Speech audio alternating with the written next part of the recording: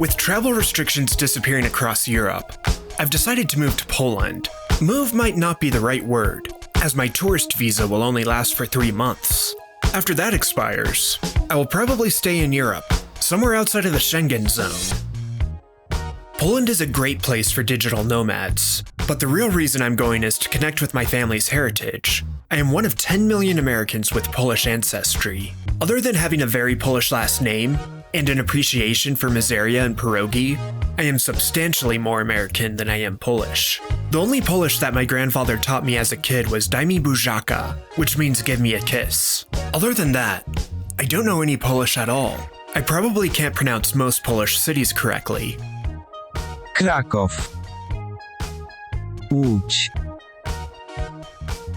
Wrocław. I grew up far away from most of the Polish enclaves in the United States, making me quite disconnected from Polish culture. I didn't even know what pierogi was until I was an adult. Nonetheless, I always had a yearning to learn about Polish history, and had an affinity for other Polish Americans who became successful in American culture. Over the next few months, I'll be making mini documentaries about Poland, much like I did when I was living in the Dominican Republic. The subjects of these videos are yet to be determined, as I'll just have to see what seems like a good video subject. If you have any requests, do let me know in the comments. Be sure to like and subscribe to see these future videos. A big genquy to this channel's patrons, including VIP patrons Marnie and Steven.